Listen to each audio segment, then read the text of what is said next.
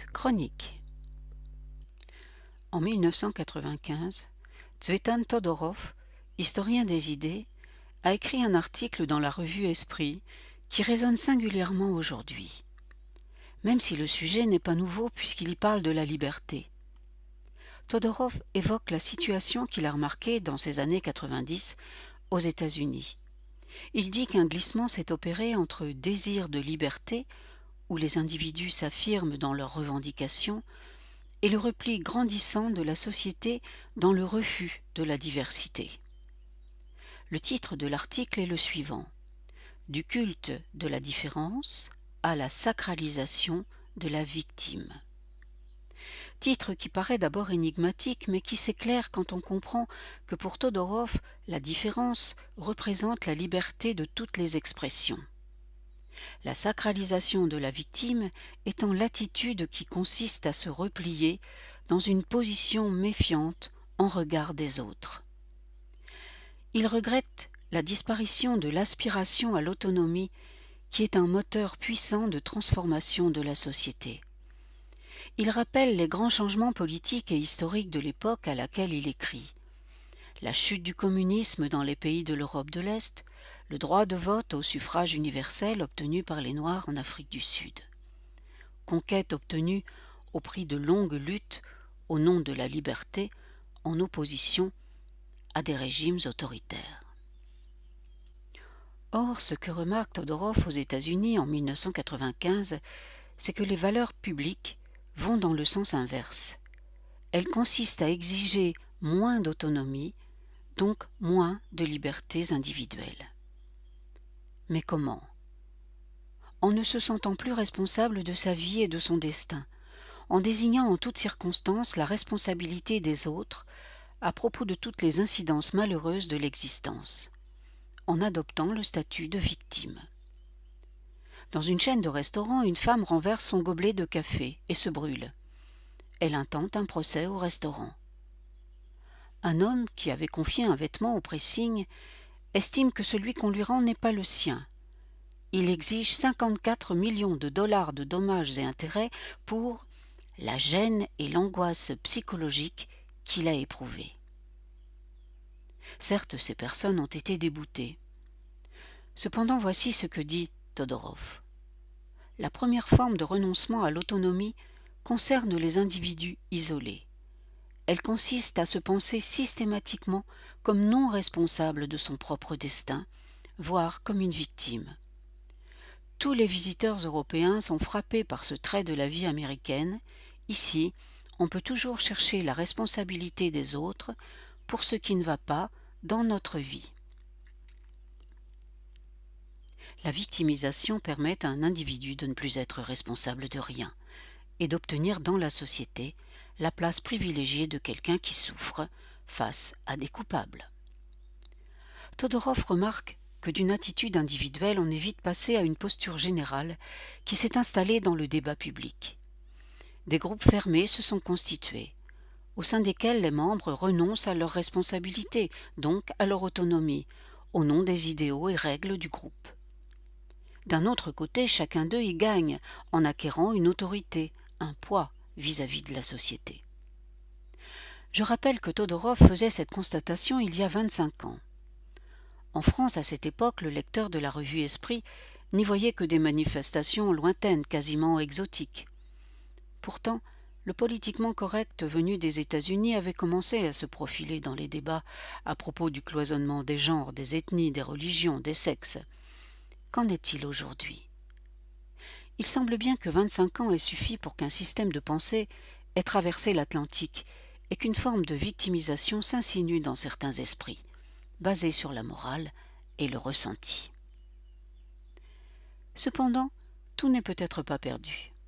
On peut noter les indices d'une certaine résistance ou prise de conscience face à la propension à dénoncer un propos ou une œuvre et à imposer la censure au nom d'un individu ou d'un groupe. J'y ai vu un signe quand Bret Easton Ellis, écrivain américain, est venu récemment en France pour présenter son dernier livre intitulé White. Les années 80 nous ont fait cadeau de Bret Easton Ellis. 1985, Sorti de son premier roman, il a 21 ans. Le titre, Moins que zéro. Révélation. Voici ce qu'on peut lire alors à son propos dans le journal Le Monde.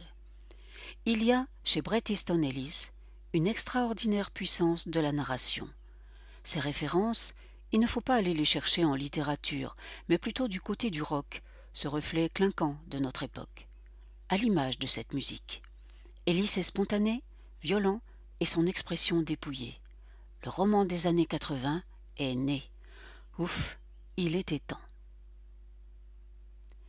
Depuis, Bret Easton Ellis a écrit 6 romans, dont American Psycho en 1991, qui raconte la vie d'un yuppie new-yorkais serial killer. Voici un extrait d'une critique d'alors. Portrait lucide et froid d'une Amérique autosatisfaite, où l'argent, la corruption et la violence règnent en maître. American Psycho, qui fit scandale lors de sa parution aux États-Unis, est aujourd'hui un best-seller mondial. Depuis 2010, aucune autre parution de Bret Easton Ellis. Enfin, cette année paraît White, qui n'est pas un roman mais un essai. Et ce qu'on y lit n'est pas tendre pour la société américaine. L'auteur y dénonce la dictature de la sympathie et l'autocensure que l'on s'inflige dans l'espoir d'être accepté. Il fustige la victimisation comme principe de vie et il pose cette question. Quand les gens ont-ils commencé à s'identifier si implacablement aux victimes et quand la vision du monde de la victime est-elle devenue l'objectif à travers lequel nous avons commencé à tout regarder? La réponse est dans l'avènement du politiquement correct, mais pas seulement. La responsabilité en revient également aujourd'hui aux réseaux sociaux qui aménagent des espaces de confort où s'opposent des opinions qui s'excluent les unes des autres. Fabrique de narcissisme et d'intolérance. Ellis parle de la culture anxiogène du like qui pousse au désir de plaire et contamine la pensée et la création soumise à une idéologie molle aux dépens de l'imaginaire. Dans un entretien, Bret Easton Ellis déclare « C'est ridicule. Nous vivons dans une société absurde. On ne peut plus soutenir une opinion. On doit se comporter comme des enfants et faire attention à ne contrarier personne. Les artistes ont trop peur de froisser les gens. » Sans ménagement, il dénonce l'attitude des milléniaux qui sont nés après le 11 septembre, les décrit comme une génération imbue de sa supériorité morale et responsable de cet état d'esprit, frileux et revendicateur.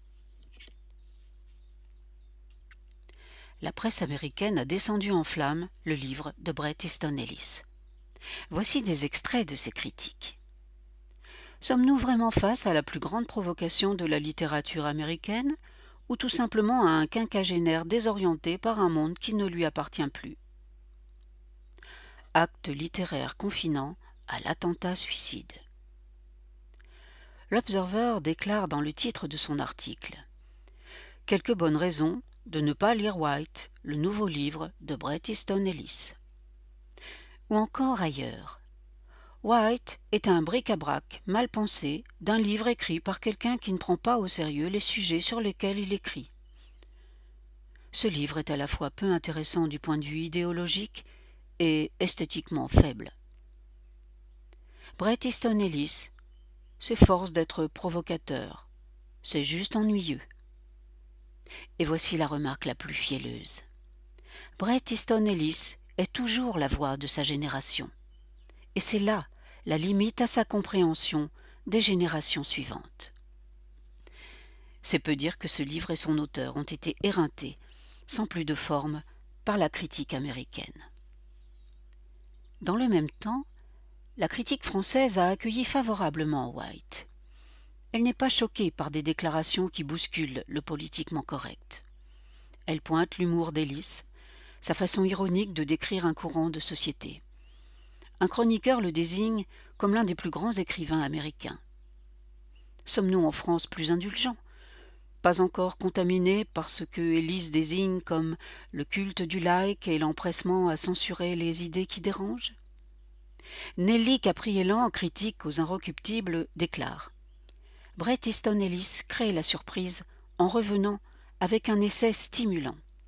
Pas sûr qu'on soit d'accord sur tout avec lui, mais on est comme lui pour le débat d'idées.